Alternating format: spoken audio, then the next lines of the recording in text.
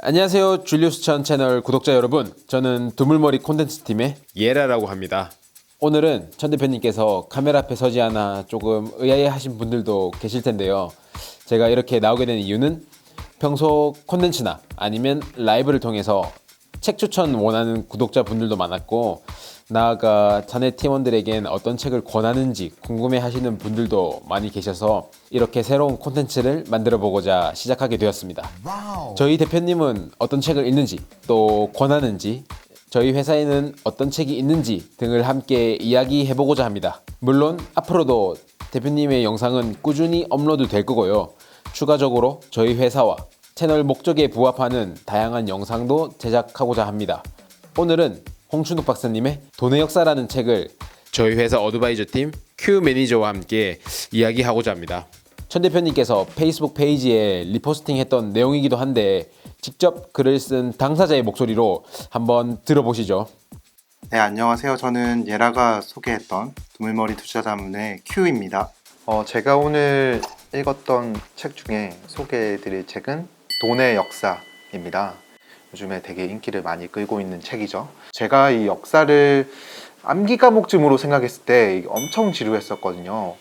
누가 뭘 해서 뭐가 되고 그 사람이 죽으니까 갑자기 전쟁이 일어난다거나 이렇게 하는 이 위인전식의 역사 서술을 제가 외우는 걸 싫어해서 그런지 모르겠는데 엄청 재미없었거든요. 반면 이 홍춘욱 박사님의 돈의 역사는 이 각 시대의 위인들이 세상을 바꾸었다는 그런 위인적식 역사 서술을 하지 않고 각 시대의 구조를 고찰해서 이 대항해 시대부터 지금의 현대까지 그리고 한국사까지 잘 설명하고 있습니다.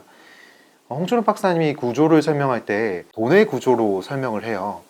각 시대별의 화폐가 무엇이었고 어떻게 변화해 갔는지, 예전에는 화폐가 이 금, 은 이런 것들이었잖아요. 이 금은에서 신용화폐로 어떻게 변경되었는지 설명하고, 금리, 그러니까 화폐의 가치죠. 이 금리와 화폐 양이 생산력에 어떤 인과관계를 만들어내는지 정말 재밌게 설명해요. 특히 제가 인상적으로 느꼈던 부분이 한 두 가지 정도 포인트가 있는데요. 하나를 먼저 말씀드리자면, 당시에 이 화폐였던 금으로 인해서 이 나라의 경제가 흔들린다는 거예요. 이때 재밌는 건 금의 생산량이 부족해서 문제가 되기도 해요. 식민지, 대항해 시대가 되면서 이 식민지가 개척되면서 금의 양이 엄청 많아지는 시점이 있거든요. 특이하게도 이 금의 양이 엄청 국가에 많아지면 오히려 발전하지 않을까라고 일견 생각할 수 있는데, 금이 많아지니까 오히려 문제가 되는 그런 일도 일어나거든요. 그러니까 금이 적어도 문제고 금이 많아도 문제가 되는. 그래서 이 재밌는 상황 속에서 예전에는 이 1달러를 은행에 들고 가면 금으로 바꿀 수 있는 이런 보증서나 마찬가지였거든요.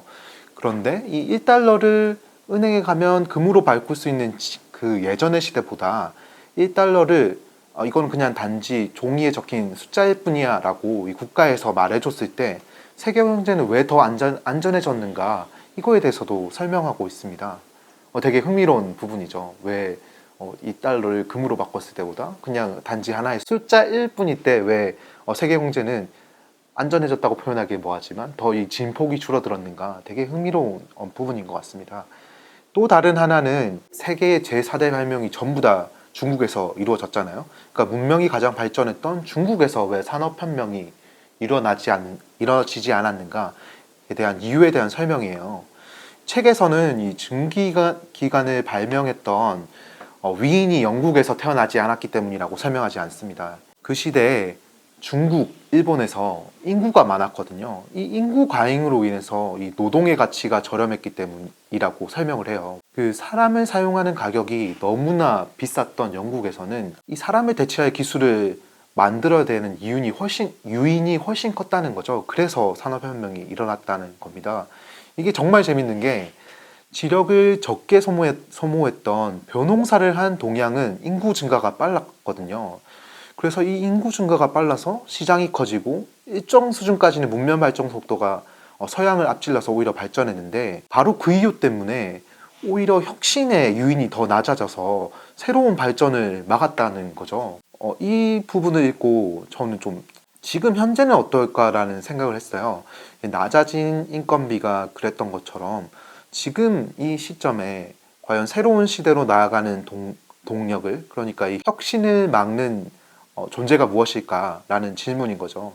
이 질문을 반대로 하자면 이 혁신의 동기는 결국 어디서 발생할까라는 질문하고 같은 질문일 텐데, 제가 보기엔 이 4차 산업에서 중요한 건 한 단위 재화를 위한 추가 생산비가 제로이라는 거죠. 그러니까 추가로 생산할 마지널 코스트라고 부르는 이 한 단위 생산 비용이 0이기 때문에 산업에서 한 달에 한 $10나 $20 수준의 비용만 내면 엄청난 효용을 주는 서비스가 계속 나오고 있어요. 예를 들면 넷플릭스나 아마존 프라임처럼 되게 좋은 서비스들이 나오고 있다는 거죠. 그래서 제가 생각할 건데, 인구가 예전에는 혁신을 막았는데 그거와 반대로 요즘에는 이 추가 단위 매출을, 그러니까 $10, $20 수준의 추가 단위 매출을 엄청나게 일으킬 수 있는 중산층이 가장 많은 시장에서, 혹은 세계화되었으니까 그런 중산층이 가장 많은 시장에 접근할 수 있는 산업에서 이 새로운 혁신을 만들어지지 않을까라고 생각을 한 거죠. 나중에 저희도 역사의 한 시대를 산 세대가 될 텐데, 훗날에도 지금의 시대를 설명할 때 위인으로 설명할 수도 있을 것 같아요. 누가 뭘 만들었기 때문에 이런 시대가 있었다라는 설명을 할 수도 있을 거지만, 이 구조가 어땠는지, 이 구조가 왜 이루어졌는지, 이 진보가 왜 일어났는지에 대해서 설명하는 사람도 있을 거라고 생각하거든요. 그래서 책을 읽고 나서 최종적으로 든 생각은, 내가 하는 일이 이런 새로운 혁신을 일으킬 수 있는가, 적어도 이 혁신을 방해하지는 말자, 이런 생각을 했습니다. 여러분도 이 돈의 역사에 대해서 많은 관심을 가졌던 분들은 좀 생각을 정리하는데 되게 체계적으로 인과관계를 잘 서술했기 때문에 읽어보시길 추천드립니다. 감사합니다. 그럼 이 콘텐츠의 다음 영상은 천 대표님께서 제게 추천했던 스틱이란 책 혹은 영화 돈에 대한 영상을 함께 이야기해보면 어떨까 생각이 들고요. 구독자 여러분들은 요즘 어떤 책을 읽으시나요? 재미있었거나 아니면 유익했던 책 제목 적어주시면 저도 읽고 팀원들도 함께 공유하고 또 천 대표님께도 추천드려가지고 함께 이야기해보는 자리도 좋을 것 같네요. 물론 댓글은 대표님께서 직접 다 읽고 하나하나 다 달고 계셔서 다 참고하시겠지만요. 오늘의 영상은 여기까지입니다. 더운 날 잘 보내시고요. 다음 영상에서 찾아뵙도록 하겠습니다. 그럼 안녕히 계세요.